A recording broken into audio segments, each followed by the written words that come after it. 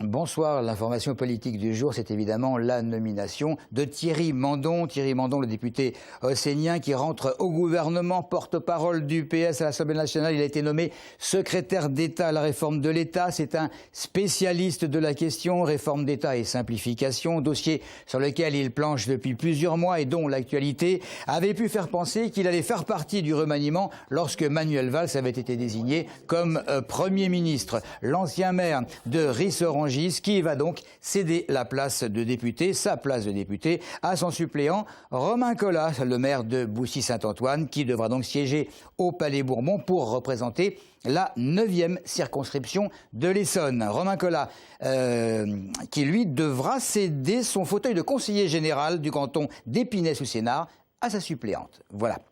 Politique toujours avec le tribunal administratif de Versailles qui a rendu sa décision. Les élections municipales de la Ferté-Alais sont annulées. Une décision qui fait suite à un recours déposé par Caroline Parâtre après le scrutin.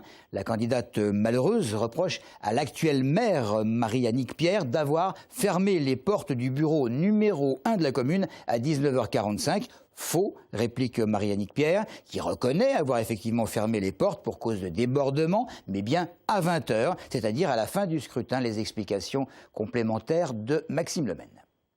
Selon Marie-Annick Pierre, la maire de la Ferté-Alais, le soir des dernières élections municipales, c'est dans ce petit vestibule que se seraient massés une trentaine d'individus, dont la candidate Caroline Parâtre, plusieurs de ses colistiers et des personnes étrangères à la commune, et donc au scrutin en cours. Comportement violent, on tape contre les fenêtres, des hurlements, enfin vraiment quelque chose de fort. C'était pas juste un rassemblement de personnes passives. Constatant que ce comportement était susceptible de nuire au bon déroulement du scrutin, Marie-Annick Pierre aurait, selon elle, demandé à 20h à ces personnes de quitter le bureau de vote avant de fermer les portes. Il est bien stipulé dans l'article 52.1 du Code électoral que nous avons tout à fait le droit, en tant que président de bureau, s'il y a un débordement important, de fermer temporairement les portes. Ce qui a été fait une fois que tous les électeurs sont passés aux urnes, donc les scrutins étant terminés. Seulement voilà, de son côté, la candidate Caroline Parâtre décide d'entamer un recours auprès du tribunal administratif de Versailles, indiquant que les portes auraient bien été fermées, mais à 19h45. Le tribunal lui ayant donné raison, le scrutin a été annulé. À la Ferté-Alais, c'est donc reparti pour un tour. Voilà pour le 91. Cela dit, pour en revenir à la réforme territoriale et l'annonce du redécoupage des régions, Nicolas Dupont-Aignan estime de son côté qu'avec la suppression des départements, cela va faire disparaître les élus de proximité qui représentent notamment les territoires ruraux. Selon le président de Debout la République et député maire de Hyères, cela va accentuer la coupure entre les citoyens et les élus. Fin de citation. On passe au quart d'Orsay avec une grève qui a débuté, je vous le rappelle, le 20 mai dernier, qui a priori est reconduite de jour en jour en raison de négociations qui n'aboutissent pas entre syndicats et direction, surtout basées sur les conditions de travail et les salaires. 90 000 usagers sont affectés par ce manque de moyens de transport. Cela dit, William L. sur place a pu constater que les discussions semblent se diriger petit à petit vers peut-être une sorte de sortie de conflit.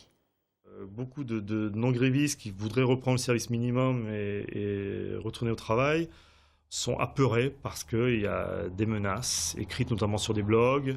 Pour compléter le dispositif, chaque conducteur, notamment en début de service, sera accompagné d'un vigile de manière à les rassurer lorsqu'ils quittent le dépôt. Je sens une envie de reprendre le travail, on sent une grande impatience. Néanmoins, les gens sont apeurés. Donc, dès cet après-midi, je vais mettre en place ce dispositif de sécurité et de médiation, de manière à ce que chaque conducteur aille avec la plus grande sérénité rejoindre le réseau.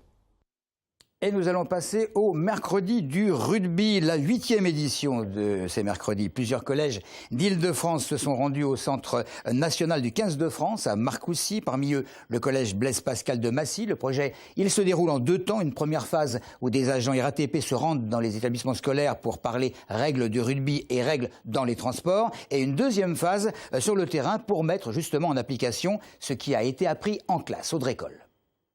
Plaquer, courir, faire des passes arrière, respecter son adversaire, ils n'ont que 12 ans mais ont déjà compris comment ne pas blesser leurs coéquipiers dans ce sport réputé de contact. Dans les transports, c'est pareil, les enfants ont bien compris ce qu'il ne fallait pas faire.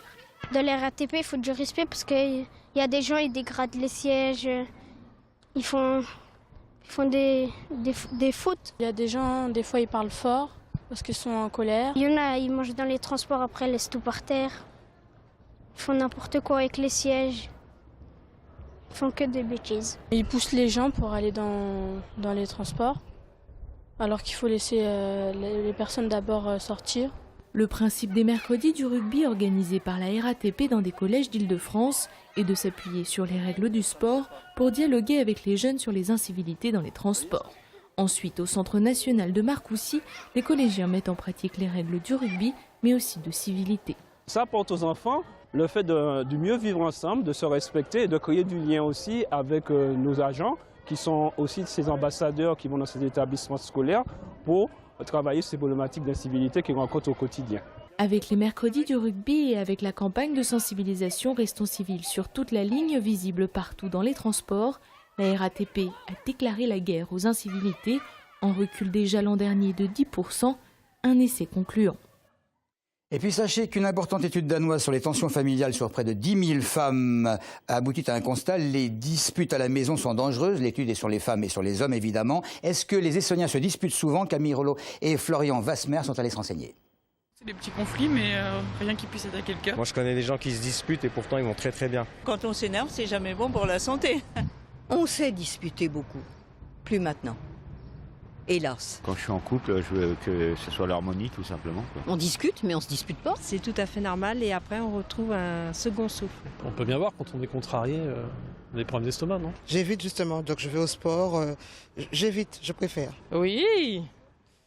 Et pour l'instant, j'ai pas de répercussions sur ma santé, mais bon, c'est vrai que sur le long terme, c'est pas. Mais de là à avoir des problèmes de santé, non, je pense pas. Je suis pacifique, c'est peut-être d'être à la retraite, hein. Ça s'agit. Comme je vis seul, j'arrive à m'engueuler une fois de temps en temps, oui.